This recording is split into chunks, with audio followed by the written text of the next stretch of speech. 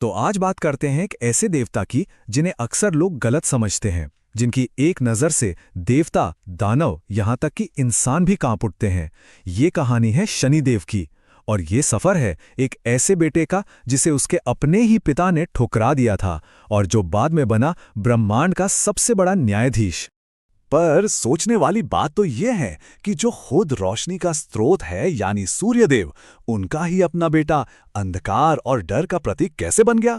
ये जो विरोधाभास है ना, यही इस पूरी कहानी की जड़ है। चलिए आज इसी रहस्य से पर्दा उठाते हैं। कहानी की शुरुआत होती है सूर्यलोक से। यहाँ सूर्यदेव का विवाह हुआ था देवी संज्ञा से। सब कुछ ठीक था, एक दिव्य जोड़ी थी, लेकिन उनके बीच एक बहुत ही बड़ी दिक्कत थी। और वो दिक्कत थी सूर्यदेव का अपना ही तेज। उनका ताप, उनकी गर्मी इतनी ज्यादा थी कि देवी संज्ञा उसे बर्दाश्त ही नहीं कर पाती थी। और आखिरकार तंग आकर उन्होंने एक बहुत बड़ा फैसला ले लिया। तो संज्ञा ने अपनी योग शक्ति का इस्तेमाल किया और खुद की ही एक परछाई बना दी, जिसका नाम था छाया। उन्होंने अपने बच्चे, अपना घर, सब कुछ छाया को सौंप दिया और खुद तपस्या करने निकल पड़ी। और सूर्यदेव, उन्हें इस धोखे की भनक तक नहीं लगी। लेकिन सूर्यलोक में रहते रहते छाया को हमेशा ये लगता था कि उनकी अपनी तो कोई पहचान ही नहीं है। तो अपनी एक पहचान बनाने के लिए उन्होंने भगवान शिव की कठोर तपस्या शुरू कर दी। और इसी घोर तपस्या के दौरान, जब वो महीनों तक बिना कुछ खाए पिए कड़ी धूप में तप कर रही थीं, उन्होंने एक गर्भ धारण किया। ये बालक कोई साधारण बालक नहीं था। वो अपनी माँ के हर संघर्ष, हर दर्द और उस तपस्या की सारी ऊर्जा को अपने अंदर समेट रहा था। अब कहानी उस मोड़ पर आती है जहां उस बालक का जन्म होता है, जिसे दुनिया आज शनि के नाम से जानती है। और जब उस बच्चे का जन्म हुआ तो उसका रंग एकदम गहरा काला था। क्यों?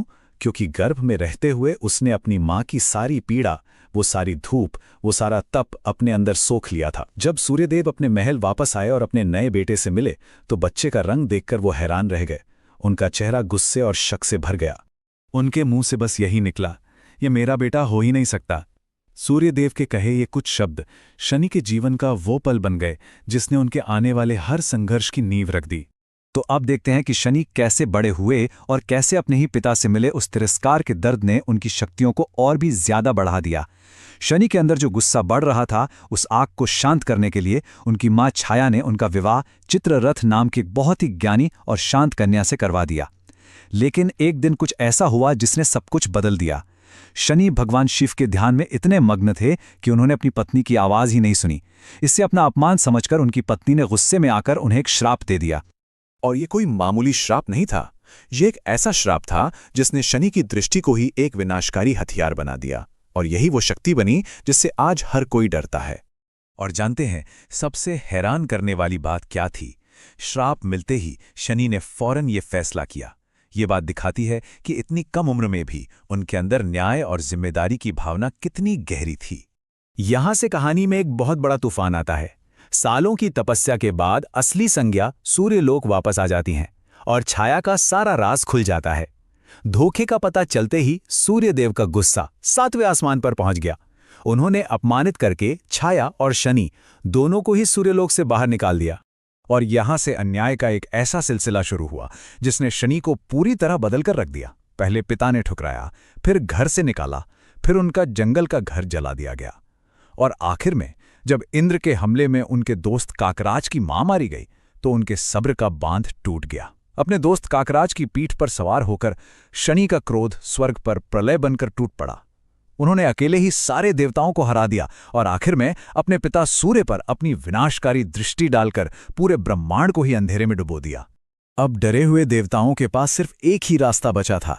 वो भागे भागे उस शक्ति के पास पहुंचे जो शनि को रोक सकती थी, महादेव, भगवान शिव। भगवान शिव स्वर्ग में प्रकट हुए। उन्होंने शनि को ये विनाश रोकने के लिए कहा, लेकिन शनि, जो अब तक अन्याय की आग में जल रहे थे, उन्होंने महादेव की बात मानने से भी साफ इनकार कर दिया। और तब गुस्से और दर्द में अंधे हो चुके शनि ने वो गलती कर दी जिसकी कोई कल्पना भी नहीं कर सकता। उन्होंने अपनी विनाशकारी दृष्टि को उठाया और सीधे ब्रह्मांड के स्वामी महादेव पर ही डाल दिया। ये उनकी तरफ से विद्रोह की इंतहा थी, एक ऐसा काम जिसके बारे में कोई सोच भी नहीं सकता। लेकिन महादेव, वो तो शांत रहे। उन्होंने बस अपनी तीसरी आंख खोली और उस एक आंख से निकली ऊर्जा ने शनि की सारी शक्ति को एक पल में खत्म कर दिया। शनि बुरी तरह घायल होकर आसमान से सीधा धरती पर आ गिरे। ये कहानी का आखिरी पड़ाव है, शनि का बदलाव और उनका असली उद्देश्य। धरती पर गिरने के बाद शनि एक पीपल के पेड़ में जा फंसे। उनका शरीर टूट चुका था, लेकिन उनका अहंकार भी टूट चुका था। उसी घायल अवस्था में उन्होंने सालों तक भगवान शिव की तपस्या की। उनकी इस भक्ति से खुश होकर भगवान शिव फिर से प्रकट हुए। उन्होंने शनि के घाव भरे और उन्हें एक बहुत गहरा मकसद दिया।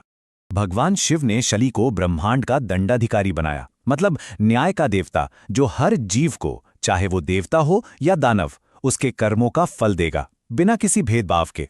और उधर सूर्य देव को भी अपनी गलती का एहसास हुआ। वो खुद धरती पर आए, उन्होंने छाया से माफी मांगी और उन्हें पूरे सम्मान के साथ सूर्यलोक वापस ले गए। और इस तरह उस परिवार का संघर्ष आखिरकार खत्म हुआ। तो शनिदेव की कहानी हमें एक बहुत गहरे सवाल के साथ छोड़ जाती है। उनका सफर जो अपमान और दर्द से शुरू हुआ था, उसी ने उन्हें न्याय का सबसे बड़ा प्रतीक बना दिया। तो क्या ये सच है कि सच्चे न्याय को समझने के लिए पहले अन्याय की आग में तपना पड़ता है? इस पर सोचिएगा जरूर।